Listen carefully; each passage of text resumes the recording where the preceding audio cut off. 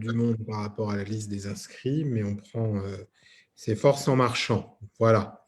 Donc, bonjour à toutes et à tous. Je vous souhaite la bienvenue pour ce nouvel atelier.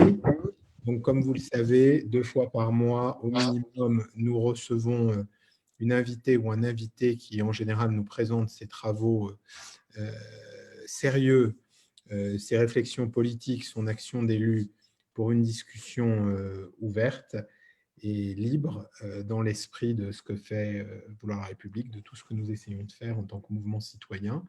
Et donc ce soir, on a la chance d'accueillir Chloé Morin. Je remercie à nouveau de son temps et de sa présence. Bonsoir Chloé. Bonsoir. Je vais dire d'abord quelques mots de présentation. Ils seront forcément imparfaits, mais je compte sur vous pour les situer dans une dynamique de discussion tout à l'heure. Alors, votre formation, d'abord, vous êtes diplômé de Sciences Po et la London School of Economics. Vous êtes âgé de 32 ans et avec déjà une expérience professionnelle dans la politique qui est forte, puisque vous avez travaillé pour 2 premiers ministres, Jean-Marc Ayrault et Manuel Valls. Et vous êtes ensuite avant de créer votre propre agence de conseil en stratégie et d'opinion. Donc, vous vous définissez vous-même comme une experte de la communication politique et vous êtes aussi associé en tant que politologue à la Fondation Jean Jaurès. Et vous avez donc écrit un livre qui nous a amené à vous inviter, qui s'appelle « Les inamovibles de la République ». 2 autres livres, d'ailleurs, de vous vont sortir en février. Mais ce livre nous a beaucoup interpellés, m'a beaucoup interpellé, je l'ai beaucoup apprécié, donc je recommande à tout le monde sa lecture. Dans la mesure où vous abordez de façon à la fois très documentée, très empirique, très proche du réel, mais aussi avec plus de recul intellectuel, la question du rôle des hauts fonctionnaires dans l'exercice de l'État et plus particulièrement leur impact sur l'exercice de la démocratie. Nous, on est assez conscients, voire préoccupés sur certains sujets du fait que la démocratie dans notre pays est en train de se vider de sa substance. Et il n'y a jamais une seule cause unique, il y a sûrement un ensemble de facteurs qui se combinent, qui convergent, ou pas forcément de facteurs, juste d'abandon. Chaque citoyen a le devoir de combattre pour la liberté, pour la démocratie, mais au final, il y a donc cette sensation que nous vivons dans un système politique qui est très dégradé. Et bien évidemment, quand on a exercé à travers l'État, ce qui a été aussi mon cas, on sait que la question de la fonction publique en France est extrêmement sensible parce qu'elle est très particulière. Et c'est de cela qu'on parle ce soir. Et si au fond, moi, quelques mots, la perception que j'ai eue de votre ouvrage, vous dites au fond qu'il y a quelque chose qui va au-delà du simple entre-soi dont on parle toujours. Il y a bien évidemment un entre-soi qui tient à la sélection des postes dans la haute fonction publique, donc un entre-soi qui est de nature sociale, mais il y a aussi un entre-soi de compétences ou d'absence de compétences, c'est-à-dire qu'il y a finalement dans la façon dont nos hauts fonctionnaires sont formés, sélectionnés et préservés, une trop grande continuité, une absence de diversité intellectuelle qui font qu'au fond, quand on enferme dans un bocal 10 personnes qui se ressemblent, fussent-elles de la plus grande qualité humaine et intellectuelle, elles sont condamnées à penser de la même façon. Donc, c'est un peu aussi ce que j'ai ressenti en lisant votre livre et dont j'ai fait l'expérience, moi, par rapport, par exemple, à la direction du Trésor. Et puis, finalement, l'entre-soi, c'est aussi la rupture avec le réel. Et je voudrais, pour vous lancer et pour vous permettre d'abord de faire une petite introduction pour confirmer la thèse de votre ouvrage, je voudrais vous citer. Vous dites que les hauts fonctionnaires sont la courroie de transmission entre, d'un côté, la parole politique, la décision publique, et le réel du quotidien de l'autre. Or, l'entre-soi, c'est aussi l'isolement par rapport au réel. Et vous dites également, et ça m'a frappé, rien dans la haute administration n'est plus abominable que l'originalité, de plus disqualifiant et disqualifié que les avis tranchés différents, les têtes qui dépassent ou les caractères trop bien trempés. Donc, au fond, on a l'impression que notre administration, qui est pourtant la fabrique de l'élite, qui est pourtant le symbole, qui devrait être le symbole de la méritocratie, et nous donner les plus aptes à gouverner, chloroforme les talents et la diversité, et que donc sa mission n'est plus assurée correctement. Voilà ces inamovibles de la République, et vous nous direz aussi peut-être ce qu'on peut faire pour les rendre amovibles, ou en tout cas qu'ils fassent une révolution copernicienne dans leur tête. Merci de votre participation. Oui, alors j'ai essayé d'expliquer la démarche qui a été la mienne et peut-être pourquoi j'ai écrit ce livre et pourquoi maintenant. Donc, comme vous l'avez dit, j'ai passé plus de 4 ans et demi en cabinet à Matignon. Donc, j'ai côtoyé à la fois beaucoup de responsables politiques et puis beaucoup de hauts fonctionnaires, à la fois quand ils étaient en cabinet ministériel ou quand ils étaient dans leur administration. Et mon métier depuis presque 10 ans, c'est d'observer les évolutions de l'opinion publique. Et donc forcément, une des tendances de fond qui me préoccupe le plus depuis toutes ces années, c'est le désengagement démocratique, la montée des populismes, la montée de l'abstention et finalement la coupure grandissante entre le peuple et son élite, et plus largement entre les citoyens et l'ensemble des institutions qui nous permettent de décider collectivement et d'agir collectivement, de peser collectivement sur notre destin. Et forcément, au fil du temps, je me suis interrogée sur ce qui faisait qu'il y avait un tel divorce. Je me suis interrogée, bien sûr, quand j'étais en cabinet ministériel, et puis maintenant avec une place qui est totalement différente et qui est plus une place non pas d'acteur, mais d'analyste et d'observatrice. Et donc, quand la crise quand le confinement a été déclaré et que la crise du coronavirus s'est déployée, je trouve qu'elle a joué le rôle de loupe, en fait, sur tous les dysfonctionnements finalement dont on s'accommodait depuis des années, mais qui n'avaient pas l'air d'avoir un très grand impact sur notre quotidien. On pourra revenir sur tous ces dysfonctionnements. Encore que on pourrait parler des gilets jaunes et je pense que là aussi, il y a des dysfonctionnements à l'origine des dysfonctionnements démocratiques à l'origine des gilets jaunes qui sont importants. Mais en tout cas, je me suis dit à ce moment-là, c'est fou parce qu'au fond, il y a un dysfonctionnement qui est majeur, qui existait déjà lorsque j'étais en cabinet ministériel et finalement qui n'a absolument pas changé, c'est la question de la haute administration en tant que tour de contrôle et courroie de transmission, comme vous l'avez cité, entre la décision politique d'un côté et puis la vie des gens.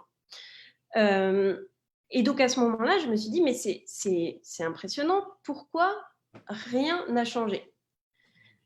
Et à partir de là, j'ai commencé à regarder, je me suis plongée dans l'histoire des quinquennats précédents en me disant, il y a forcément quelqu'un qui a fait le même diagnostic que moi. Et donc, il y a forcément un responsable politique qui a essayé de changer les choses. Et là, je regarde le quinquennat de Nicolas Sarkozy et je vois ce que je raconte un peu du coup, qu'en gros, il est arrivé avec des velléités de mettre au pas la haute administration. Et puis, pour des tas de raisons, il s'y est cassé les dents. Même chose avec Emmanuel Macron, qui nous avait promis, en gros, qu'il allait mettre fin à la caste, c'est lui qui a parlé de caste, c'est lui qui encore récemment parlait d'état profond, donc c'est des mots qui sont quand même très très durs, voire empruntés au registre qui est plutôt celui des complotistes habituellement. Mais derrière ces mots, en fait, on se rend compte qu'il y a finalement des actions qui ne semblent pas à la hauteur. Et preuve en est, on a eu tous ces dysfonctionnements depuis le mois de mars qui en témoignent. Donc, j'ai essayé, je pense qu'une des raisons qui font que les dysfonctionnements sont restés, enfin qu'il y a une telle inertie en fait du système, c'est que les responsables politiques n'ont pas une force et une dynamique, une force politique suffisante pour faire bouger le système.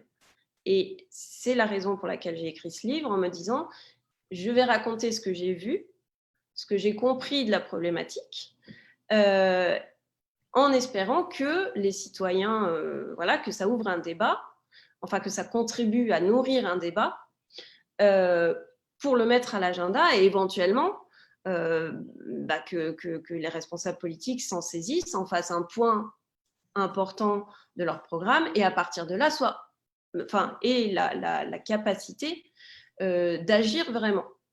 D'ailleurs, je pense que je ne suis pas la seule à avoir pensé ça, puisqu'il y a plusieurs livres qui ont été publiés sur le même sujet à peu près en même temps.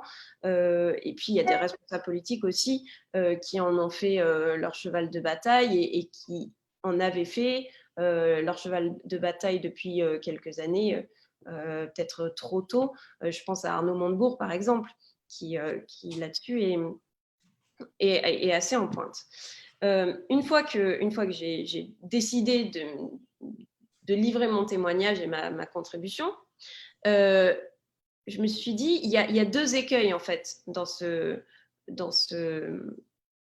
démarche. Le premier, c'est évidemment d'être trop complexe. Et donc, j'ai essayé de vraiment expliquer les choses telles que je les avais vues, parce que je crois fondamentalement qu'une des erreurs que l'on a fait sur ce sujet depuis trop longtemps, c'est de considérer que c'était un sujet d'experts.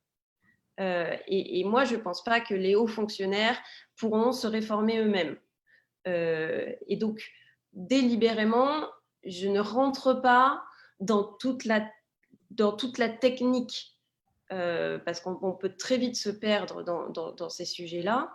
J'essaye vraiment d'esquisser ce qu'est la problématique, quels sont les leviers sur lesquels on peut agir, pour que le livre reste assez accessible et que finalement chacun puisse en débattre et mieux comprendre un peu les rouages de la décision et de l'action publique. Le deuxième écueil que j'avais identifié, c'est l'écueil du populisme. Alors le populisme, c'est évidemment, il y a parmi ceux qui traitent de ce sujet-là, il y a beaucoup de gens qui sont, alors moi j'aime pas le terme populisme, mais il y a beaucoup de caricatures. Oui. Et moi je ne voulais pas céder à la caricature, et d'ailleurs j'essaye d'expliquer à quel point il y a à mes yeux parmi les hauts fonctionnaires des gens extrêmement compétents et qui ont un sens de l'État remarquable, etc. Et à l'inverse, il y a parmi les politiques des gens extrêmement compétents, etc. Donc il ne s'agit pas... il s'agissait vraiment pour moi d'essayer de ne pas livrer des gens en pâture, mais de dénoncer davantage un système, dans le sens où collectivement, on arrive à... des individus bien intentionnés peuvent arriver à produire des décisions totalement absurdes ou voire contraires à l'intérêt général, en tout cas tel qu'il est défini par les citoyens lors des élections et donc incarné par les responsables politiques. Donc, et ça, je pense que c'est très important parce qu'un des reproches que l'on m'a fait lorsque j'ai publié ce livre, c'est tu ne te rends pas compte, tu apportes des arguments à ceux qui veulent détruire l'État, aux complotistes, etc. Et évidemment, j'y ai réfléchi. Et c'est un argument qu'on invoque très souvent dans le débat public, pas uniquement sur ce sujet-là, mais par exemple sur l'immigration, sur le terrorisme. On a assez souvent ce type de sujet. C'est « Ah, il ne faut pas que les gens sachent, parce que s'ils savaient ça, ça va nourrir les fantasmes, etc. » Moi, je crois tout le contraire. Je crois que lorsqu'on met les choses sur la table dans leur complexité, sans rien cacher, mais sans être obligé d'en rajouter des tonnes, de caricaturer, voilà. Et quand on prend le temps de réfléchir au sujet et qu'on parie sur l'intelligence des gens, au final, c'est comme ça qu'on tue les fantasmes et que l'on combat le populisme. Chaque fois qu'on a essayé de contourner un sujet, alors je parle de la gauche parce que moi c'est la gauche que je connais le mieux, mais chaque fois que la gauche a essayé d'évacuer un sujet ou de disqualifier un sujet, que ce soit la sécurité, avec le fameux débat sur le sentiment d'insécurité, ou que ce soit sur l'immigration, finalement, ça lui est toujours revenu en boomerang et elle s'est toujours vue reprocher de ne pas être connectée avec la réalité de ce que vivent les gens. Or, aujourd'hui, pour en revenir à notre problématique, ce que vivent les gens, c'est un sentiment que l'État est totalement déconnecté de leur quotidien, qu'il ne leur parle plus, voire qu'il leur parle dans un langage qu'ils ne comprennent plus, qu'il est impuissant, ou en tout cas qu'il est tatillon sur les choses qui sont totalement accessoires, mais impuissant sur l'essentiel, souvent fort avec les faibles et faible avec les forts. Finalement, que lorsqu'ils décident de quelque chose, lorsqu'ils votent, des signaux sont envoyés au sommet et ces signaux-là ne se traduisent jamais en actions concrètes et en changements concrets dans leur vie quotidienne. Alors, pardon, si vous permettez, je voulais rebondir sur certains éléments, mais finissez. Non, mais j'avais fini en fait, donc ça tombe bien. Bon, alors, merci. Je crois qu'on comprend très bien ce que vous venez de dire et cette question, l'usage indéfini du mot populisme est une façon d'esquiver les débats. Je crois qu'en tout cas, moi, je suis en accord intellectuel avec ça, mais je voudrais revenir à votre livre. Donc, le point de départ, c'est les dysfonctionnements de l'État et peut-être serait-il intéressant de commencer par définir ce que vous entendez par dysfonctionnement de l'État. Et il y a une chose qui est particulièrement intéressante dans votre ouvrage, c'est que vous prenez des exemples. Et alors, il y en a un certain nombre, hein, mais il y en a deux qui m'ont particulièrement frappé. Il y a celui qui concerne Vallourec et la façon dont l'État est monté au capital de Vallourec pour sauver Vallourec. Enfin, c'était l'idée, si je m'en souviens bien. Et il y a un autre exemple que vous prenez, qui est la réforme de Polytechnique qui avait été voulue par Manuel Valls. Donc, deux exemples très différents, très intéressants. L'un qui porte sur la formation de l'État lui-même avec Polytechnique et l'autre sur un sujet économique à conséquences sociales. Et puis, il y a peut-être un autre sujet dont on aimera tous parler, c'est la façon dont l'État a géré la pandémie. C'est très intéressant aussi. Donc, du coup, ma question, c'est les dysfonctionnements de l'État. Quand vous parlez de dysfonctionnement de l'État, pouvez-vous les définir et pouvez-vous, par exemple, avec ces deux sujets qui sont Vallourec et Polytechnique, nous l'illustrer? Alors, quand je parle de dysfonctionnement de l'État, c'est simplement que dans une démocratie, on devrait accepter que la volonté majoritaire, en tout cas celle qui sort des urnes et qui s'incarne dans le président de la République, en l'occurrence, et la majorité, et qui donc est censée être l'expression de la volonté de la majorité des citoyens, puisse se traduire en action. Donc, techniquement, Emmanuel Macron est élu, Emmanuel Macron a un programme, Emmanuel Macron applique son programme. Après, je m'intéresse là pas aux responsables politiques, mais on pourra y venir. Donc, à partir du moment où Emmanuel Macron dit « je veux supprimer l'ENA », je prends un exemple, il a dit « je veux supprimer les grands corps ». Il l'a dit je ne sais plus, en avril 2019. Ça, c'est censé être l'expression de la volonté populaire. Alors, en l'occurrence, ce n'était pas dans son programme, mais imaginons que. Eh bien, avril 2019, nous sommes donc en décembre 2020, il ne s'est toujours rien passé. Et personne n'est capable d'expliquer pourquoi il ne s'est rien passé. Une part du sujet… Vous allez nous expliquer, vous allez nous permettre de le comprendre. Une partie du sujet, évidemment, et il ne s'agit pas ici de déresponsabiliser les politiques. Une partie du sujet, c'est la volonté politique, c'est la compétence politique, etc.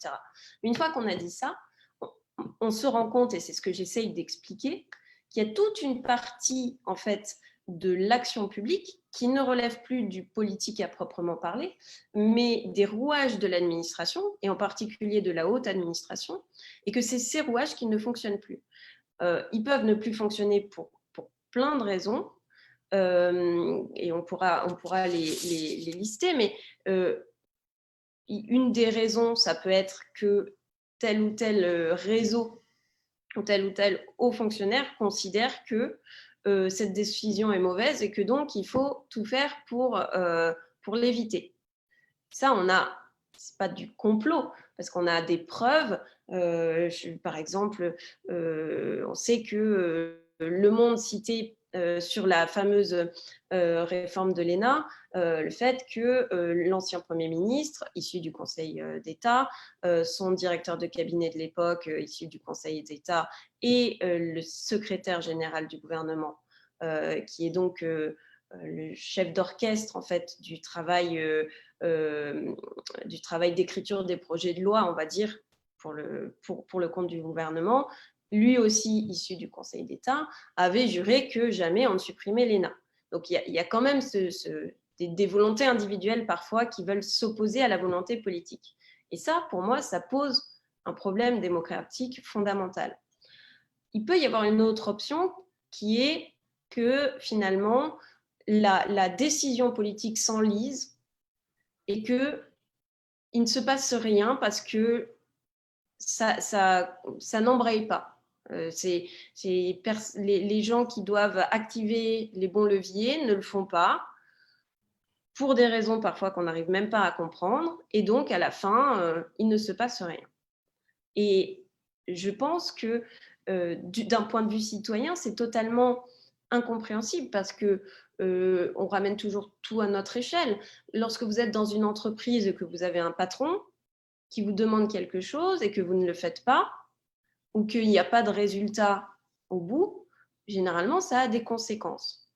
Et c'est ce sentiment de deux poids, deux mesures, c'est-à-dire nous, en tant que citoyens, lorsqu'on agit, il y a des conséquences, et y compris négatives lorsqu'on agit mal. Et l'État, au final, qu'il agisse bien ou mal, qu'il ait des résultats ou pas, il n'y a pas de conséquences. Et finalement, les gens qui sont au pouvoir restent les mêmes. Je pense que ça nourrit une colère très grande. Pour arriver sur les exemples, la réforme de Polytechnique. Il était question, en gros, de regrouper un certain nombre d'universités, de grandes écoles, dont Polytechnique. Vraisemblablement, les personnes étant passées par Polytechnique ont considéré que c'était porter atteinte à leur spécificité et qu'ils étaient au-dessus du lot et donc il fallait rester en dehors de ce groupement-là et pas se diluer avec la plèbe. Et donc, à partir de là, les polytechniciens étant un réseau tout à fait soudé et très puissant, puisqu'on en trouve à la fois dans la haute administration et dans les le top management des grandes entreprises, ils se sont mis en marche contre le gouvernement de l'époque, qui était le gouvernement Valls, et sous la présidence de François Hollande, pour mettre cette réforme en échec. Et l'intimidation, ça peut paraître totalement abstrait, mais l'intimidation va jusqu'à aller dire à des conseillers en charge du dossier, donc conseillers comme moi, c'est-à-dire qui peuvent être fonctionnaires ou qui peuvent ne pas l'être, et qui peuvent se dire, bon, bah, après les cabinets ministériels, bah, il faudra que je trouve un job. Et ben, si on leur dit, si le grand patron de telle grande entreprise lui dit, bah, tu n'auras plus de job parce que je vais te faire une réputation partout et tu ne pourras plus jamais travailler, ça fait réfléchir à 2 fois. Et c'est comme ça que par des pressions, pour le coup très personnelles, et par le jeu des réseaux, cette réforme a été enterrée. Moi, à l'époque, j'étais peut-être plus naïve que maintenant. J'avais du mal à y croire. Mais pour le coup,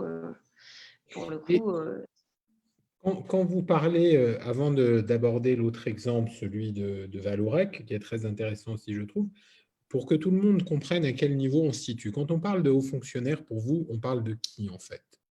Quel niveau dans la fonction? parle essentiellement des grands corps, sachant que donc les grands corps, Conseil d'État, Cour des comptes, Inspection générale des finances, et en fait, globalement, les gens qui sont issus des grandes écoles, alors l'ENA est la plus connue, j'ai cité Polytechnique, il y en a plusieurs autres, mais c'est la grande difficulté, si vous voulez, c'est que je dis hauts fonctionnaires parce qu'il faut bien donner un nom, désigner un groupe, mais en réalité, il y a une grande hétérogénéité au sein même des hauts fonctionnaires, des situations et des comportements.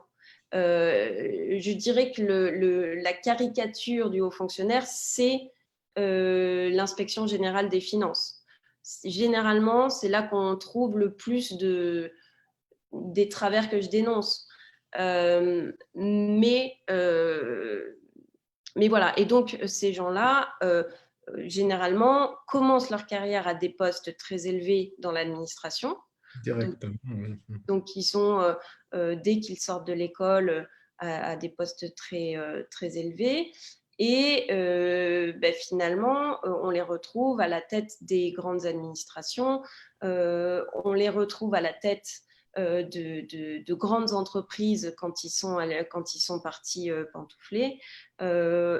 Et le reste du temps, on les retrouve au Conseil d'État, à la Cour des comptes, à Bercy, donc au ministère de l'économie, et dans beaucoup de cabinets ministériels où ils font des allers-retours régulièrement. D'accord. Alors, c'est ce qu'on peut, Chloé, si vous êtes d'accord, veut prendre un second exemple que vous évoquez qui est intéressant, qui est l'exemple de Vallourec. Alors, Vallourec, ce qui est intéressant, c'est en réalité,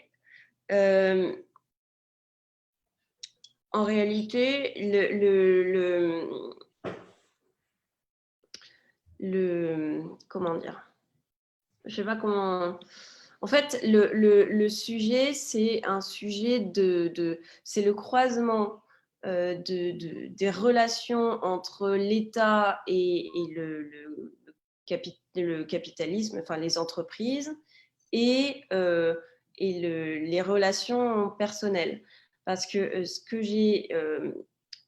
qui m'a frappé, c'est que en réalité, donc celui qui a dirigé Vallourec qui avait été sauvé par l'État, n'était autre que le mari de la directrice de cabinet de François Hollande entre 2012 et 2015. Donc avec un réseau qui était celui-là. Et on peut toujours se dire que les décisions qui ont été prises au nom de l'intérêt général, donc pour le compte de l'État et avec l'argent du contribuable, auraient-elles été prises si elles ne s'étaient pas entremêlées avec des intérêts qui étaient des intérêts beaucoup plus, enfin des intérêts de réseau en fait, des intérêts privés et des intérêts oui, voilà, privés, qui n'avaient rien à voir avec l'intérêt public. Et à cela s'ajoute, dans cet exemple-là, le fait que, à tort ou à raison, je ne sais pas, Delphine Batho, donc, qui était jusqu'à 2013 ministre, je crois qu'elle était ministre de l'Environnement, enfin de l'écologie, il me semble, Oui. avait donc été limogée et elle a écrit quelques temps plus tard que c'était à cause du fameux Crouzet, donc qui était à Vallourec, qu'elle aurait été limogée. Et donc là, ça donne l'exemple de comment est-ce que finalement des intérêts de réseau peuvent, y compris primer enfin avoir la main sur y compris des ministres, quoi. Enfin, et décider donc de la politique enfin, décider en partie de la politique de la nation. Mais alors, moi, ça m'amène sur une autre question, parce que bon, le cas de Vallourec est intéressant, parce que surtout, finalement, l'État, via la BPI, a sauvé une entreprise qui s'était engagée dans le gaz de schiste, notamment, et l'extraction d'hydrocarbures profonds, sans mettre de conditions environnementales. Donc, si on prend un peu de recul par rapport à la question de qui a décidé de quoi, c'est surtout, au fond, une décision qui n'était sans doute pas la bonne décision. Mais ça revient, il y a la question de l'entre-soi, et je crains que dans tout système politique et dans tout système d'ailleurs de gouvernance, je ne dis pas que je le soutiens, hein, attention, il y ait des réseaux, mais la question c'est, par rapport à ces réseaux, quel est le contrepoids? Et il y a surtout la question de la compétence, parce que arrivez-vous à démêler dans ce genre de décision la part du réseau et de la compétence ou de l'incompétence? Moi, j'ai vu dans des dossiers que je ne peux pas citer dans l'exercice de ma profession actuelle, décider au sommet de l'État des décisions mauvaises qui étaient prises, évidemment, qu'un tel soit inspecteur des finances facilitait le coup de fil à l'autre inspecteur des finances présent à l'Élysée, mais surtout, les analyses étaient fausses. Or, dans notre système politique français, la haute administration a un rôle qu'on ne lui connaît pas ailleurs, me semble-t-il, qui est à la fois, enfin, qui est un rôle d'expertise pour proposer aux dirigeants politiques une analyse d'une situation.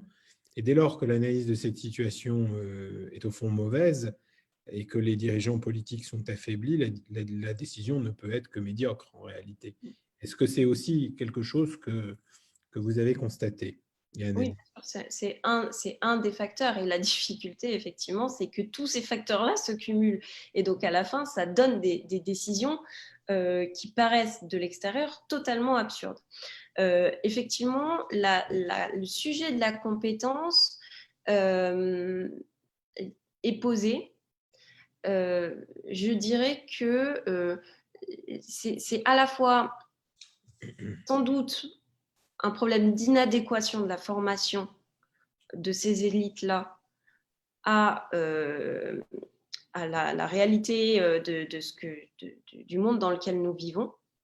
Donc, il y a sans doute un sujet de formation, mais il y a aussi, comment dire, un mode de raisonnement qui incite chacun à rester dans son silo et à ne pas envisager les choses de manière transversale. Ouais. Ni de manière transversale, ni de manière, ni à se projeter dans le temps long.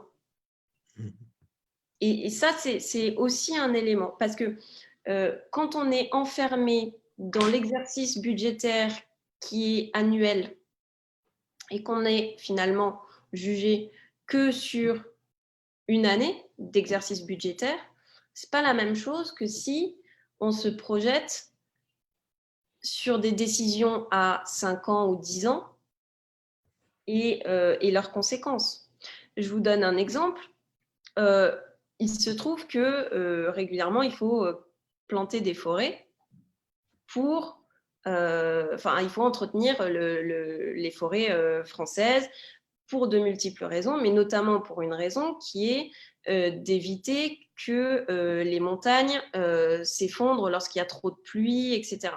Et que ça donne des catastrophes comme on a vu récemment.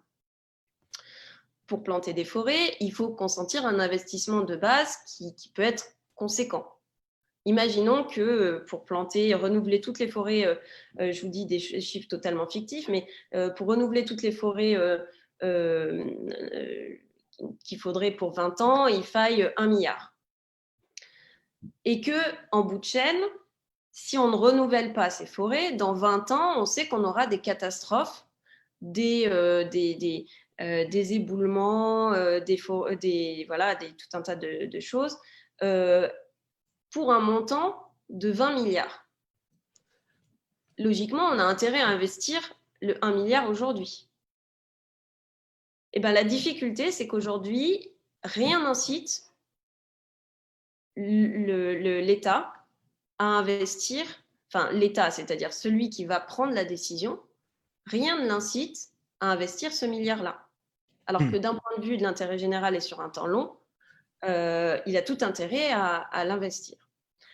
Donc c'est pour ça que je rajoute aussi cette dimension d'être capable d'élargir la focale, c'est-à-dire de réfléchir non pas seulement sur une seule contrainte, c'est-à-dire je suis à Bercy, je ne réfléchis que dans mon couloir budgétaire, et donc la seule contrainte que j'intègre, c'est la contrainte budgétaire, et la dimension temporelle. Un autre exemple excellent, c'est celui de la privatisation des autoroutes, qui est parfaitement illustratif de ce que vous venez de dire. Bercy a poussé les politiques à privatiser les autoroutes pour prendre tout de suite du cash pour gérer la situation budgétaire, alors que sur le long terme, continuer à toucher des dividendes aurait sûrement été plus porteur, et qu'en plus, et j'encourage tout le monde à lire l'excellente étude qui vient de sortir, réalisée par des juristes, qui démontre que les contrats de concession d'autoroutes sont nuls et que l'État pourrait en sortir sans payer d'indemnité. Et donc, en plus, les gestionnaires d'autoroutes n'ont pas fait les investissements qui justifient l'augmentation des tarifs. Donc, il me semble que pour aller dans votre sens, c'est un autre exemple. Mais en même temps, on pourrait aussi dire que les hauts fonctionnaires ne sont pas toujours nuls, puisque par exemple, le Conseil d'État a rendu des décisions pendant le Covid qui ont sauvé des libertés. Bien sûr, bien sûr. Et c'est toute la difficulté d'ailleurs, parce que autant mon diagnostic, c'est de dire ça ne peut plus continuer comme ça n'est plus possible. Autant, je me dis, il ne faut surtout pas jeter le bébé avec l'eau du bain, parce que quand on se compare à nos voisins, on se dit quand même qu'on a des atouts que les autres n'ont pas, et qu'on a quand même des points positifs dans cette fonction publique et que voilà. Et donc, se dire, bon, bah, finalement, le sujet, c'est d'adopter le système américain, c'est-à-dire le spoil system par lequel vous remplacez toute l'administration, enfin la haute administration, chaque fois qu'un président change. Je ne pense pas que ça soit, par exemple, la solution. C'est ce qu'a l'air de proposer Arnaud Montebourg quand il dit qu'il faudrait un grand plan social au sommet de l'État. Moi, je pense que c'est une solution qui aurait beaucoup d'effets pervers, notamment celui de favoriser la confiscation des intérêts publics par les intérêts privés. Parce qu'à partir du moment où vous savez que vous êtes là, que la haute administration est là uniquement pour la durée d'un mandat présidentiel, c'est-à-dire 5 ans, les gens en question doivent penser leur carrière ailleurs, c'est-à-dire dans le privé, où ils vont retourner au bout de 5 ans.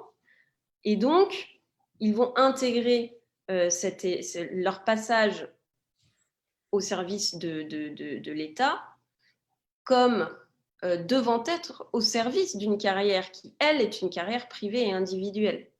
Et donc, je pense que ça peut saper un élément que l'on doit reconnaître quand même à l'immense majorité des fonctionnaires et des hauts fonctionnaires y compris, c'est quand même un sens du service public et de l'intérêt général. Tout ça pour dire que je pense que oui, la difficulté, c'est de ne pas jeter le bébé avec l'eau du bain et qu'il y a de bonnes décisions qui sont parfois rendues par l'administration, de la même manière que parfois les mauvaises décisions viennent des politiques aussi. Hein, et voilà. Mais alors, je voudrais vous poser une question justement en ce sens. Vous avez parlé du spoil system, vous avez parlé des allers-retours entre le privé et le public. Moi, j'ai bien analysé que justement, depuis une trentaine d'années, une des réponses qui avait été apportée à votre diagnostic, qui a déjà été fait à différents moments sous différentes formes, c'est de dire il faut que les hauts fonctionnaires connaissent le privé, parce que finalement, mieux gérer l'État passe par s'inspirer du privé. Et c'est pour ça qu'on a favorisé ces allers-retours tout en prétendant les contrôler beaucoup mieux avec les commissions de déontologie, avec les mesures dites de muraille de Chine, de dépaysement, de je ne peux pas m'occuper de tel dossier si je suis dans le privé parce que je m'en occupais dans le public et vice-versa. Des choses qui apparemment fonctionnent mal puisqu'on a vu beaucoup de conflits d'intérêts. Mais est-ce qu'au fond, cette recommandation de s'inspirer du privé en envoyant les hauts fonctionnaires dans le privé n'était pas un énorme piège idéologique pour asseoir un peu plus l'emprise du néolibéralisme, de la pensée financière sur l'État et appauvrir un peu plus le capital intellectuel et moral des hauts fonctionnaires qui sont des gens qui, en théorie, viennent dans la fonction publique avant tout pour servir l'État. Et est-ce qu'au fond, il ne serait pas plus logique d'interdire aux fonctionnaires de travailler dans le privé? Ou en tout cas, s'ils veulent y aller, ils démissionnent, on n'en parle plus. Ils ont choisi une autre carrière. Alors, je dirais qu'à la base, ce n'était pas une mauvaise intention de se dire que les gens doivent aller voir ailleurs et pour essayer justement de mettre fin à cette espèce d'entre-soi. Dès lors, en plus, qu'ils envisageaient leur carrière dans le public, le privé n'étant qu'un passage relativement court, et pas, comme je l'ai dit à l'instant, l'inverse, c'est-à-dire ils envisagent une carrière dans le privé et le public étant des passages quand on est viré de son job ou quand on veut retourner toucher sa retraite. Parce qu'on sait que ça a longtemps été comme ça pour certains. Aujourd'hui, c'est beaucoup moins fréquent et ça n'est plus tellement possible, mais ça a existé. La difficulté, c'est que je pense que de l'entreprise, on n'a retenu que le pire. C'est-à-dire que dans l'entreprise, vous avez une obligation de faire attention aux coûts, mais vous avez aussi la nécessité de penser le temps long et donc d'investir, ce que je disais à l'instant. Vous ne l'avez pas dans l'État, cette double nécessité, cette double contrainte.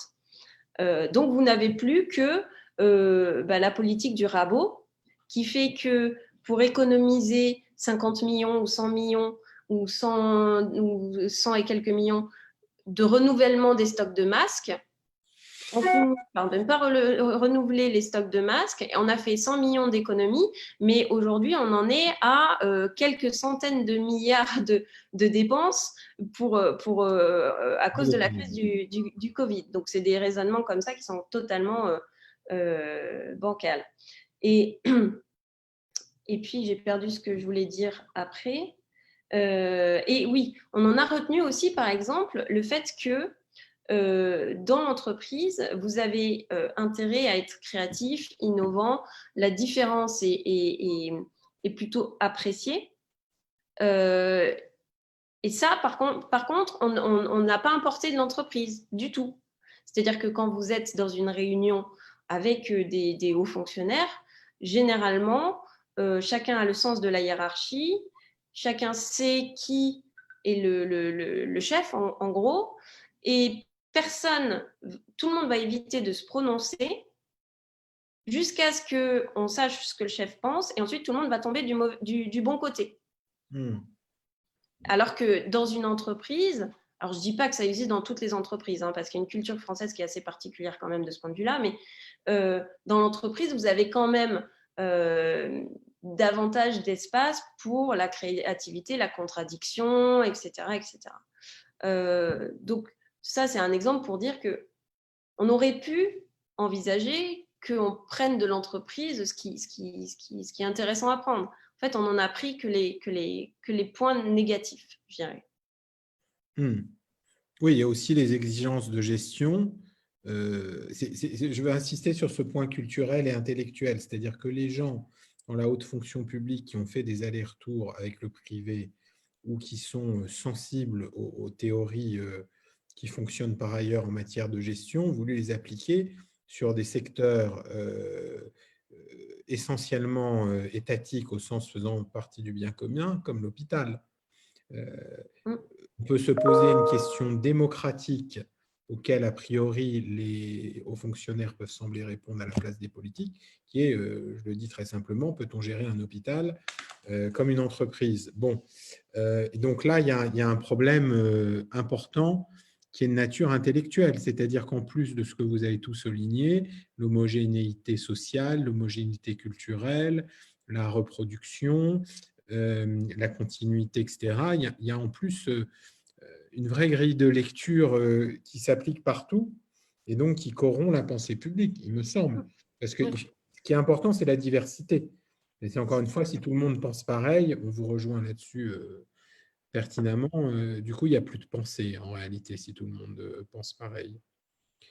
Alors, on a des questions, je me permets de vous lire. Alors, il y a des questions qui sont à la fois posées dans la même veine par Luc Deray et Thierry Lobu. Est-ce que vous avez un point de vue sur l'administration européenne qui a des problématiques semblables au sens qu'elle provient des mêmes filières et a un capital culturel similaire? Est-ce que la situation, selon vous, et selon ce que vous avez pu observer ou pas, est comparable? Je dirais d'une certaine manière, oui. Il y a la déconnexion. Il y a, je crois que je le cite dans le livre, ou je ne sais plus, un mépris pour la démocratie qui est assez effrayant de la part de certains hauts fonctionnaires européens. L'un d'entre eux étant allé jusqu'à insulter, je crois que c'était le Premier ministre espagnol de mémoire, ce que je trouve profondément choquant. Même si il y a sans doute très grande compétence par ailleurs. Donc je pense que oui, il y a clairement ce sujet-là avec la technostructure européenne, et d'ailleurs c'est pour ça qu'on en est là avec l'Europe. C'est parce que quelque part on a l'impression, quand je dis on, c'est l'opinion publique, principalement française, mais même dans d'autres pays européens, on a l'impression d'être gouverné en dépit de nous-mêmes. Qu'il y a des gens là-haut qui savent mieux que nous ce qui est bon pour nous. Et ça, c'est un sentiment qui est absolument insupportable. Et d'ailleurs, il y a pas mal d'expressions démocratiques qui ont signalé ce malaise et qui n'ont eu absolument aucun effet sur la direction que prenait le projet européen et sur le cours des choses. Donc, au bout d'un moment, moi, je pense que ça finira par un divorce, tout ça. Mais oui, il y a ce sujet au niveau européen, moi, je pense clairement. Alors, vous avez travaillé pour 2 premiers ministres. L'un, Jean-Marc Ayrault, qui est énarque, mais qui était aussi un élu. dans une dynamique politique intéressante, puisque c'était l'élection fraîche d'un Ayrault, président. il n'est pas énarque, hein, je crois Il n'est pas. pas énarque, Jean-Marc Ayrault? Non. Il était prof d'allemand, mais je ne crois pas qu'il était Alors, vous énarque. me faites douter. Il y a quelqu'un qui va vérifier, Auguste ou Abdel, mais il me semble que oui. Mais alors, que ce soit le cas ou pas, vous avez travaillé pour Jean-Marc Ayrault et pour Manuel Valls, qui a du coup, lui, un tout autre profil. Comment ces deux premiers ministres ont perçu, d'une part, et d'autre part, résisté éventuellement ou succomber, puisque vous l'avez vu de l'intérieur, à la situation que vous avez décrite d'une emprise de la haute fonction publique sur les décisions politiques. Alors, de manière très différente. Je pense que Jean-Marc Ayrault avait internalisé une relative faiblesse politique par rapport à des gens comme Arnaud Montebourg ou même qu'Emmanuel Valls qui avaient pesé dans la primaire. Chacun est arrivé avec son petit capital électoral issu de la primaire socialiste, et puis en fait, c'est jugé fondé à contester les décisions du Premier ministre en raison de ce capital-là, puisque le Premier ministre ne s'était pas joint à la compétition. Et je pense que c'est une des raisons pour lesquelles Jean-Marc Ayrault avait sans doute plus de mal à asseoir ses décisions et peut-être pour lesquelles il a davantage fait confiance à ses conseillers, dont certains, en tout cas la direction de cabinet, étaient des hauts fonctionnaires. Peut-être aussi parce que moi, en tout cas, dans mon esprit, il n'était pas énarque. Il y avait un complexe d'infériorité et qui se disait, ces gens-là sont intelligents, ils savent mieux que nous. Moi, j'ai quand même beaucoup observé ça à gauche et je trouve que ça Observez existe. ça, le complexe d'infériorité, vous l'avez observé. Ah oui, oui, mais y Ah, compris aujourd'hui. Je trouve que, en particulier, enfin, là pour le coup, c'est le Parti socialiste parce que je connais moins les autres partis, mais je trouve il y a pas mal de gens qui gardent ce complexe d'infériorité en se disant, ils savent mieux, et on a besoin d'eux. Et du coup, ça se traduit de manière très concrète, hein. Les gens qui ont été recrutés dans les cabinets en 2012 ne sont pas forcément ceux qui ont fait la campagne et y compris, comment dire, militer et mener la bataille politique pendant les années précédentes. Parce que ceux-là, c'était ceux qui étaient là en temps de vache maigre et qui n'étaient pas forcément hauts fonctionnaires. Et en fait, on voit toujours en fin de campagne présidentielle arriver au secours de la victoire tout un tas de hauts fonctionnaires qui vont venir peupler les cabinets. Et la gauche, en fait, leur a ouvert grand les portes, je trouve. Alors, Emmanuel Macron aussi, mais c'est pour des raisons différentes, je pense.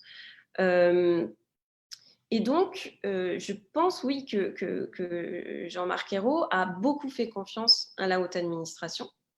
Et que d'ailleurs, ça s'est vu ça se traduit très concrètement par les décisions qui ont été prises. On pourrait en prendre des tas.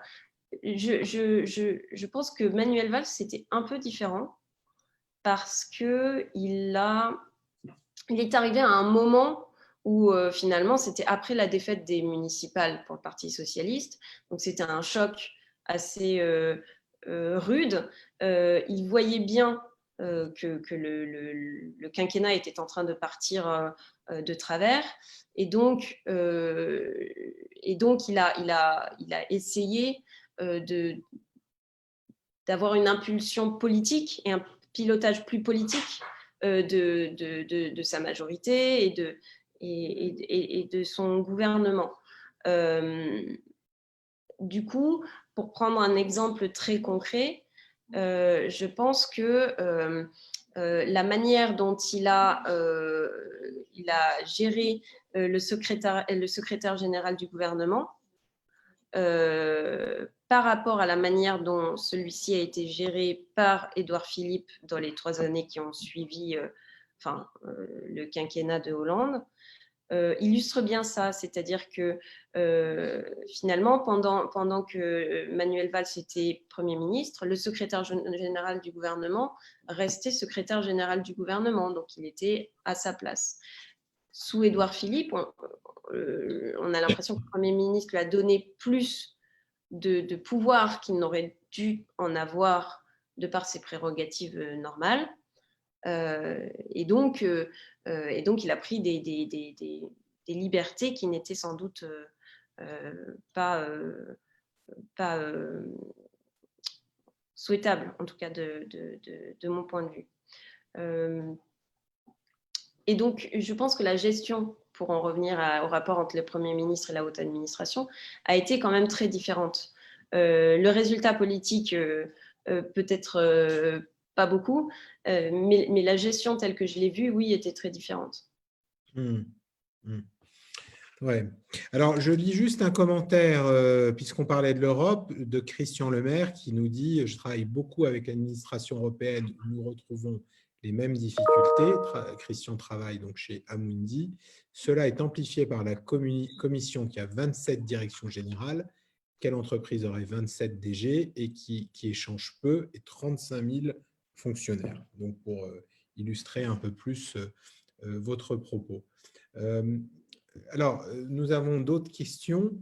Je vous les livre telles quelles. Qui recrute et nomme, renouvellement compris, ces hauts fonctionnaires à leur poste? Bon, ce sont questions de Gérard Cottet. Ce sont les politiques. Hein, ils décident de les nommer et de terminer leur fonction. Du coup, se pose la question maintenant inverse.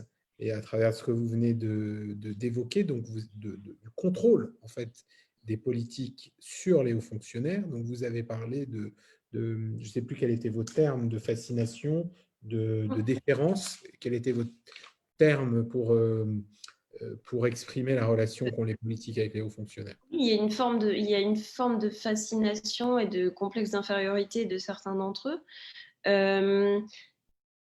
C'est une question que je me suis posée de fait quand j'ai commencé à découvrir qu'il y avait qu'en gros les ordres des responsables politiques ne se traduisaient pas forcément dans l'administration. La première chose que je me suis dit, évidemment c'est logique, pourquoi on ne les vire pas? Ben oui. Et très souvent, on ne les vire pas. Il y a 1000 raisons de ne pas les virer. On peut, mais lorsque vous écoutez les ministres, et j'en ai parlé avec plusieurs ministres, donc c'est pas juste une question de faiblesse ou d'incompétence de tel ou tel ministre. Quand vous en parlez avec eux, ils vous disent que ce qui est possible sur le papier, en fait, c'est beaucoup plus compliqué. Il y a plein de raisons, mais par exemple, lorsque Arnaud Montebourg essaye de débarquer telle tête de pont à Bercy, en réalité, il faut que sur cette décision-là, soit d'accord à la fois lui et donc son cabinet, le Premier ministre et le conseiller concerné et le président. Et donc, en fait, par le jeu des réseaux ou des intérêts divergents, des intérêts politiques qui peuvent être divergents à un moment donné, et ben, la décision peut être bloquée. Ça, c'est un cas de figure. Un autre cas de figure, c'est quand finalement le politique ne se rend même pas compte qu'il a des maillons défaillants dans son administration, parce qu'en réalité, il y a une solidarité de l'administration derrière, derrière la personne en question, et qu'il se trouve qu'il a recruté son conseiller, imaginons la santé, imaginons que le directeur général de la santé soit mauvais. Eh ben, si le conseiller du Premier ministre en charge de la santé se trouve être issu de cette administration et a vocation à y retourner après pour continuer sa carrière, il n'est pas rare qu'il défende davantage les intérêts de son administration plus que les intérêts du politique qu'il sert. Ça peut être une autre raison. Mais de fait, oui, les politiques nomment et peuvent déplacer, parce qu'ils ne peuvent pas les virer, mais peuvent déplacer les hauts fonctionnaires. Mais en réalité, ça arrive beaucoup moins que ce qu'on croirait. Et l'un des problèmes d'ailleurs, c'est l'opacité totale sur les sanctions des hauts fonctionnaires. C'est-à-dire qu'on est capable de savoir combien de policiers, prenons les policiers parce que c'était dans l'actualité, combien de policiers sont sanctionnés pour des actes non conformes à la déontologie chaque année, mais on ne sait pas si et quand et combien de hauts fonctionnaires sont sanctionnés et comment. Il n'y a pas de titre. Juste pour vous dire que pendant qu'on parle, je ne sais pas qui a pris cette décision, mais le gouvernement nous informe que nous ne devrons pas être plus de 6 à table pour les fêtes de fin d'année. Donc, si vous invitez déjà vos parents et vos beaux-parents, ça fait 6. Alors, avant de revenir sur des questions plus fondamentales, un petit commentaire peut-être, Chloé Morin, sur la gestion de la pandémie. Moi, j'ai beaucoup entendu dire, sans avoir la capacité de le vérifier, par des gens très impliqués dans ces sujets, des gens en périphérie, c'est-à-dire des entreprises qui ont été impactées, des scientifiques, etc., que la haute fonction publique, pas les fonctionnaires qui ont tout fait dans l'univers hospitalier, par exemple, dans le soin, pour sauver leurs compatriotes, dans la haute fonction publique, on trouverait les racines de la gestion catastrophique de la pandémie. Est-ce que c'est quelque chose que vous avez observé et sur lequel vous pourriez nous éclairer? Oui, je pense qu'il y a un document que tout le monde devrait lire attentivement parce qu'on y trouve pas mal de pistes. C'est le rapport parlementaire, le rapport de la mission d'information parlementaire qui a été publié hier. Enfin, je crois que ce n'était pas une publication officielle, mais que les médias l'ont rendu public, qui est donc le fruit des fameuses auditions qu'on a pu suivre depuis des mois à l'Assemblée nationale. Certaines d'entre elles ont été largement relayées par les médias. On pense à celle d'Agnès Buzyn, par exemple, qui avait été interrogée il y a quelques mois, je crois juste avant le second tour ou juste après le second tour de l'élection municipale. Et donc, fort de ces dizaines et de ces dizaines d'heures d'audition, les parlementaires ont essayé de tirer des conclusions sur les responsabilités du fiasco total qu'a été la gestion du Covid sur bien des plans. L'exemple des masques étant le plus connu, évidemment, parce que c'est un fiasco de communication comme un fiasco logistique, mais il y a beaucoup d'autres aspects. Et ils tirent des conclusions qui sont... je trouve que c'est intéressant parce qu'ils vont à la racine des choses. On n'aura pas le temps de développer, mais en gros, ils parlent de délaissement progressif depuis des années de la préparation au risque pandémique, c'est-à-dire qu'ils expliquent comment on a abandonné, comment on s'est désarmé face à la possibilité des pandémies. En partie pour une raison que j'évoquais tout à l'heure d'ailleurs, qui était de faire des économies de bouts de chandelle chaque année sur ces quelques dizaines de milliers de masques ici, quelques vaccins par là, etc. Ils expliquent comment il n'y avait pas, en plus de ça, de supervision politique des stocks de masques. Donc en réalité, personne ne savait combien on en avait, où ils étaient, s'ils étaient encore bons ou s'ils étaient périmés, etc. etc. Ils éclairent un peu la partie, la gestion logistique de pas mal de sujets, essentiellement liées aux médicaments aussi, qui était assez accablante. Il y a eu toute une partie de gestion de la communication qui est en partie attribuée aux responsables politiques, mais pas uniquement. Et sur cette gestion de la communication, ils ont souligné que les messages publics avaient été contradictoires. Et ça continue, parce que là, on entre dans une phase critique, qui est la phase de la stratégie vaccinale, avec un enjeu énorme, parce qu'on est un pays qui a une défiance très, très forte vis-à-vis des vaccins. Il y a à peu près, je crois, le chiffre de l'IFOP qui est sorti hier, c'est 40% des Français qui aujourd'hui disent qu'ils vont se faire vacciner, donc c'est pas beaucoup par rapport aux autres pays. Donc il y a un défi de rassurer, de convaincre qui est important.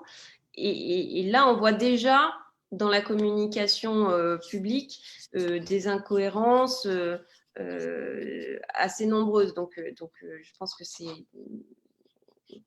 pas fini. Et quelque part, oui, on revient sur ce que je disais en introduction.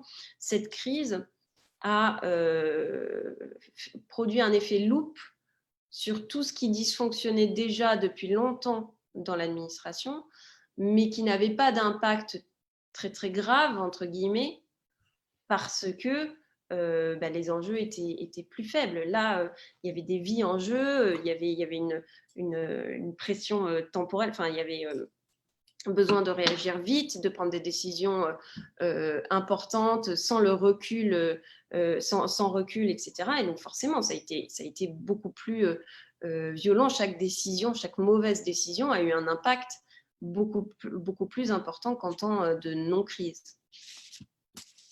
Je voudrais tenter de retourner le point de vue, non pas que je ne sois pas en accord avec vous, on en a parlé au début, on a des convergences d'analyse substantielles, mais je voudrais retourner le point de vue en m'appuyant sur une question de Thierry Laubu, et je vous la lis comme telle, parce qu'elle est très intéressante. Il nous dit « Les électeurs nourrissent des attentes démesurées envers les politiques et réciproquement. Pour les électeurs, les politiques devraient cumuler hyper-réactivité et vision à long terme, charisme monarchique et accessibilité, fermeté mais humanité et moralement irréprochable. L'électeur, lui, pour les politiques, devrait être informé, réfléchi, privilégiant l'intérêt général et au taquet en matière économique et géostratégique. Le politique idéal n'existe pas, l'électeur idéal non plus, mais chacun s'épuise à courir après. Alors, le haut fonctionnaire n'a-t-il pas un pouvoir démesuré et une mission impossible, car son rôle est de gérer ce divorce entre les politiques et les électeurs. » Alors, ce qui est vrai, c'est que la haute administration a pris l'espace que le politique lui a laissé. Ça, c'est évident. Et finalement, quand vous avez des politiques qui restent trop peu de temps dans leur mandat, parce que finalement, le mandat moyen d'un ministre, c'est très, très court. Donc, ouais. Vous ne pouvez pas asseoir une autorité et projeter quoi que ce soit, ni entamer rien de sérieux. Vous avez aussi des politiques qui ne sont clairement pas compétents, qui sont nommés juste pour le casting à tel endroit et ça n'a aucun sens. Enfin, personne n'est projeté à la tête d'une entreprise de quelques dizaines de milliers de personnes, parce qu'une administration, c'est ça, ça peut être même plus, sans aucune compétence du sujet. Ça n'existe pas. Donc ça, c'est un problème aussi. Puis, il y a un déficit de vision aussi chez les responsables politiques. Et ça, forcément, ce vide-là, on ne peut pas reprocher aux fonctionnaires de tenter de le combler. Ce n'est pas à eux de le faire pour autant. Donc, il y a effectivement une responsabilité politique qui est lourde dans tout ça. Une fois qu'on a dit ça, je sais pas si finalement je ne sais pas s'ils essayent en fait s'ils conçoivent leur rôle comme étant ceux qui vont essayer de réconcilier les citoyens et les politiques. Je pense qu'en réalité, c'est plus complexe que ça. Ils se sentent, pour une partie, dépositaires d'une conception de l'intérêt général qui n'émane que d'eux, et qui est indépendante de l'exercice démocratique. C'est-à-dire qu'ils ne se disent pas les électeurs ont voté pour Emmanuel Macron et donc temporairement pour 5 ans, l'intérêt général va se trouver par là. Et c'est ça, c'est servir ça ma mission. Ils se disent qu'il y a un autre intérêt général, et souvent cet intérêt général, il correspond à ce qu'on disait, il émane de ce qu'on évoquait tout à l'heure, qui est cette espèce de pensée unique qui finit par émerger du fait d'un entre-soi et de gens qui se côtoient depuis trop longtemps sans être confrontés à l'altérité. Et au final, moi je pense qu'ils sont porteurs pour beaucoup d'une idéologie, mais qui a ceci de pervers, qu'elle ne se réclame pas, qu'elle prétend ne pas être une idéologie. Et donc qu'elle se soustrait au débat démocratique. Pour le dire autrement, c'est pas gênant d'avoir des responsables politiques qui porteraient la vision dominante qui est celle qu'ont la plupart des hauts fonctionnaires, qui mettraient ça en débat. Et puis après, les gens votent. Et puis si les gens votent pour un président qui porte cette vision-là, tant mieux. Mais là, en l'occurrence, cette vision-là nous est imposée finalement en dehors de l'exercice démocratique et parfois contre les gens qu'on a élus. Et ça, je pense que c'est juste une trahison démocratique en quelque sorte. Puisqu'il nous reste une dizaine de minutes pour tenir l'horaire, peut-être pourrait-on parler de quelques solutions possibles. Je renvoie à nouveau tout le monde vers votre ouvrage « Les inamovibles de la République » pour consolider l'analyse. J'ai envie de vous le proposer sous forme de questions, oui, non, et vous compléterez en tant que de besoin. Et j'invite aussi les membres qui sont sur Zoom à voter s'ils ont envie. Alors, première question, donc le spoil system, changer à chaque alternance politique, avoir une alternance des hauts fonctionnaires. Donc, j'imagine, on parle des directeurs d'administration centrale, puisque les cabinets, de toute façon, par définition, c'est les politiques qui les composent. Donc, Chloé, oui, non, le spoil system? Alors, si c'est pour prendre le spoil system à l'américaine, c'est-à-dire les faire retourner dans le privé quand on les vire, c'est non. Pour la raison que j'expliquais tout à l'heure, qui est que ça engendrerait une trop grande porosité entre intérêt public et intérêt privé, et que finalement, ça finit toujours par la confiscation des intérêts publics par les intérêts privés.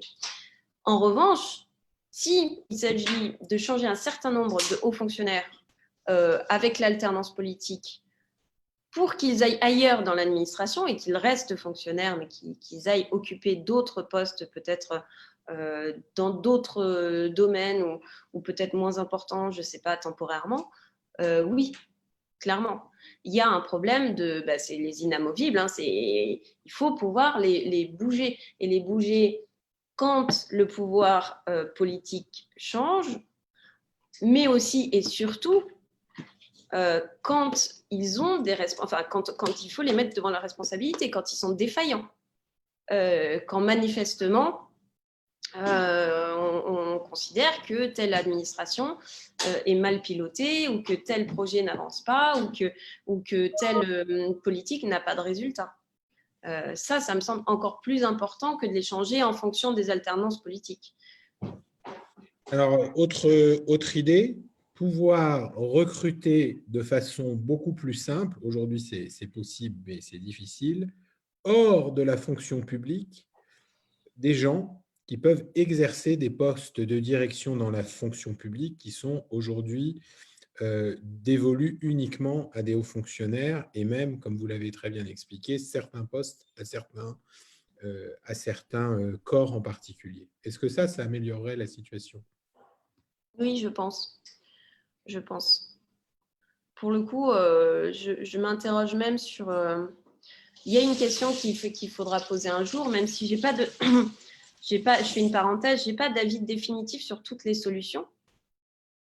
Et l'intention de mon livre, parce que si j'arrivais en me disant il faut absolument faire ceci, ceci, cela pour réformer la haute fonction publique, finalement, je tomberais dans un des travers que je reproche à cette haute fonction publique, qui est d'être pétri de certitude et de ne jamais douter de rien.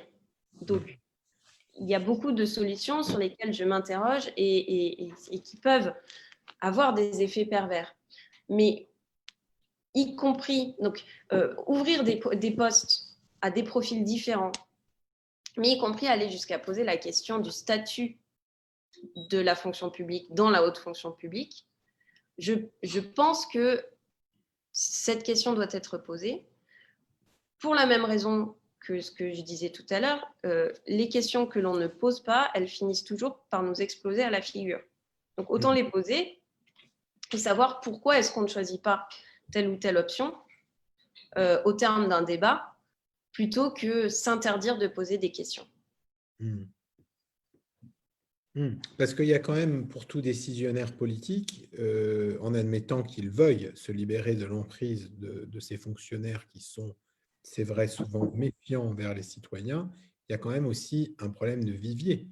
C'est-à-dire, comme on ne peut pas aller recruter dans le marché du travail dans son ensemble, on doit recruter dans le panier, le haut du panier des hauts fonctionnaires des grands corps. Et donc, finalement, on a très peu de choix en réalité. Enfin, vous voyez, moi, sans être haut fonctionnaire, justement, ni même fonctionnaire, j'ai travaillé au Trésor et j'ai bien vu comment ça fonctionnait. Quand l'Agence des participations de l'État, qui donc gère les entreprises publiques, les participations de l'État aux entreprises publiques, a été créée, j'ai fait partie de ceux qui l'ont créée. Qui l'ont créé, pardon.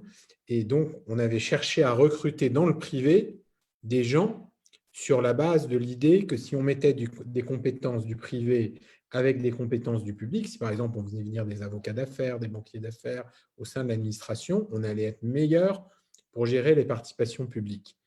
Mais en fait, au final, ça a quand même été géré par Jean-Pierre Jouyet et par le directeur de cabinet du ministre. Et les principales préoccupations, c'était est-ce que telle ou telle note va être signée par le directeur du Trésor avant d'aller chez le ministre. Et donc, moi, je suis très sensible à ce que vous racontez parce que je l'ai vécu. Mais ça, c'est comme dans les grandes entreprises. Quand les procédures ne sont pas bonnes, parce que l'entreprise n'est pas aussi l'alpha et l'oméga, dans les grands groupes, quand les procédures ne sont pas bonnes, on tombe dans un fonctionnement de type fonctionnarial, en fait, administratif. Bien sûr. Bien sûr. Et Donc, mais ça, c'est pour ça que je disais que c'est très français, parce que moi, j'ai ressenti, quand j'ai bossé dans le privé, j'ai ressenti la différence de ce point de vue-là avec, par exemple, mes collègues américains quand j'étais chez Ipsos. On n'a pas du tout la même culture d'entreprise non plus. c'est vrai. Mais alors, pour revenir à ce que vous disiez, justement, ça vous honore de ne pas vouloir juger comme le font les hauts fonctionnaires, mais c'est bien en tant que citoyenne et citoyenne informée, puisque vous avez travaillé quand même à Matignon, ce n'est pas donné à tout le monde, qu'on vous interroge. Bon, moi, j'ai fait le jeu du oui-non sur ces deux sujets, le spoil system et la possibilité de recruter hors de la fonction publique des directeurs d'administration centrale ou de cabinet. Est-ce qu'il y a d'autres solutions qui vous paraissent intéressantes sur la base de votre expérience et de vos lectures? Je pense qu'on a fait beaucoup de progrès sur tout ce qui est déontologie, contrôle des conflits d'intérêts, pantouflage, rétro-pantouflage, mais qu'on n'est pas du tout au niveau encore.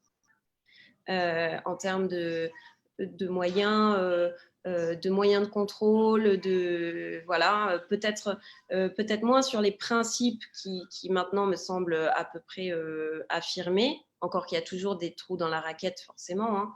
Mais en termes de contrôle, c'est étonnant qu'on trouve encore des comment dire, il y a certains cas de figure qui se produisent encore, qui interpellent. Et on se demande toujours comment c'est possible. Donc, je pense que de ce point de vue-là, même s'il y a vraiment beaucoup qui a été fait depuis au moins 2012 là-dessus, à la fois sous François Hollande et sous Emmanuel Macron, je pense qu'il y a des progrès à faire. Et ensuite, je pense que c'est dans la gestion des carrières des hauts fonctionnaires. Alors peut-être que c'est supprimer les grands corps, mais si vous voulez, le fait que vous vous disiez, il y a une centaine de personnes que je côtoie et que je vais côtoyer toute ma carrière, et dont finalement ma carrière dépendra parce que les corps sont autogérés. Donc, il faut que je fâche personne, il faut que je rende des services. Ça n'incite pas ni à être original, ni à être créatif, ni à s'opposer et à suivre ses convictions lorsqu'elles diffèrent de la moyenne des autres. Ça, je pense que ça n'est pas possible. Donc, il faut trouver un autre moyen de gérer les carrières des hauts fonctionnaires. De la même manière que je pense que ça n'est pas possible de commencer sa carrière au sommet. Quand vous commencez à 25 ou 30 ans dans les plus hauts postes, qu'est-ce que vous voulez, à quoi voulez-vous aspirer après? Même si vous êtes bon, hein, c'est même pas tellement le sujet, quoi, qu'il y a un problème quand même d'expérience là-dedans. Mais si vous commencez en coprésident d'une entreprise, qu'est-ce qui vous reste ensuite à faire tout le reste de votre carrière? Président de la République, comme Emmanuel Macron, c'est ce qu'il a fait. Voilà, c'est ça. Non, mais ça, c'est un bon point. Alors, Daniel dit dans les grandes sociétés, c'est la même chose. Je ne suis pas sûr de comprendre, Daniel, ce que tu veux dire. C'est-à-dire que dans les grandes sociétés, il y a des gens qui commencent très en haut. C'est peut-être ça. Bon, enfin, ça c'est effectivement des grandes sociétés à la française où on a cette logique de recrutement aussi beaucoup dans les élites administratives. Ce n'est pas vrai, il me semble, dans la plupart des sociétés. Alors, moi, je vais vous laisser la conclusion, bien sûr, Chloé, et peut-être en nous donnant quelques raisons d'optimisme. Qu'est-ce que vous voyez venir? Je rappelle en plus que moi, vous me faites rêver avec le titre de votre prochain livre qui sort en février, Le populisme au secours de la démocratie. Ça m'excite intellectuellement. Donc, vous nous donnerez quelques mots de conclusion. Je vais pré-conclure d'abord en vous remerciant de votre temps. On a tenu l'heure et demie d'échange, en remerciant tous les présents sur ce Zoom et aussi en Facebook Live de leurs questions. On n'a pas évidemment pu répondre à toutes les questions, mais à une grande partie. En vous disant que, à vouloir la République, cette question de la dépossession, en réalité, des citoyens, de leur pouvoir, de leur autorité sur le cours des choses, de la nécessité de reprendre le contrôle justement de nos vies est centrale, et que dans le projet politique que nous préparons, nous aborderons tous ces sujets, et que Chloé, votre réflexion nous y aide, et je vous en remercie, mais ça fait vraiment partie du fondement de ce que l'on doit faire. On entend souvent les politiques dire qu'il y a une crise de la démocratie, et finalement, ils en accusent les citoyens très facilement, parce qu'ils se méfient des citoyens. C'est ce qu'ils appellent le populisme. Moi non plus, je suis comme vous, je trouve que c'est une façon commode de se dédouaner, et on peut se demander s'il n'y a pas plutôt une volonté que la démocratie soit en crise, et que cette volonté est peut-être le fruit justement de personnes que nous avons identifiées en partie, qui sont convaincus que leur vision de l'intérêt général est l'intérêt général. Et au fond, surtout en période de crise, il faut aller au principe quand tout est trouble. Et notre principe, c'est que le peuple est souverain, et c'est donc le peuple qui peut dire quel est l'intérêt général. Pas des experts, des sachants ou une poignée de gens qualifiés. C'est le peuple qui est souverain. Donc, de ce point de vue, on se rejoint et j'espère qu'on trouvera des solutions. Je voudrais, pour finir, avant de vous laisser la parole, aussi vous tous ici sur ce Zoom, pour rappeler que notre prochain rendez-vous, c'est lundi à 21h, donc c'est Radio Couvre-feu. Il n'y a pas eu de Radio Couvre-feu ce lundi, puisque nous recevions Chloé Morin ce soir. Donc je rappelle pour ceux qui ne connaissent pas que Radio Couvre-feu est un format totalement différent. C'est une discussion de citoyens volontaires autour d'un thème, et chacun peut intervenir en prenant la parole. C'est la version moderne et informée du Café du Commerce, et c'est ce que nous faisons tant que nous sommes confinés, puisque le confinement a interrompu le grand inventaire national qui m'avait fait, avec d'autres membres de Vouloir la République, commencer un tour de France passionnant pour essayer de comprendre ce que les Français pensaient être leur patrimoine commun plutôt que leurs différences. Donc voilà, donc dans cet effort de reconstituer la démocratie, on est tous ensemble et je vous laisse la conclusion, Chloé, en vous remerciant à nouveau. Alors, d'abord, merci beaucoup de m'avoir invité. C'est vrai que par rapport à ce que vous dites là, la démarche qui est la mienne est assez conforme, c'est-à-dire que moi, je pense que il y a tellement de dysfonctionnements démocratiques qui soient liés aux responsables politiques, à l'administration, qu'il faut bien essayer de s'en sortir d'une certaine manière, et que le pari que je crois qu'il faut faire, c'est le pari de l'intelligence des citoyens, et donc essayer d'ouvrir des espaces de débat qui échappent à la fois à l'hystérisation, aux raccourcis et aux caricatures, parce que c'est vrai qu'aujourd'hui, on a l'impression qu'on débat tout le temps, mais en réalité, on ne débat de rien ou de pas grand-chose correctement. Donc, c'était le pari de ce livre sur ce thème-là, parce que je pense que sur ce thème précis, il devient urgent de changer les choses. Et si on ne les change pas de manière assez radicale mais raisonnable, finalement, ça sera peut-être des solutions beaucoup moins souhaitables qui s'imposeront. Voilà. Merci beaucoup. J'espère qu'on se revoit bientôt pour continuer à échanger. Avec Et plaisir. on lira votre prochain livre avec attention. Merci à toutes et à tous. Vous avez le replay sur Facebook et une petite note de compte-rendu vous sera circulée.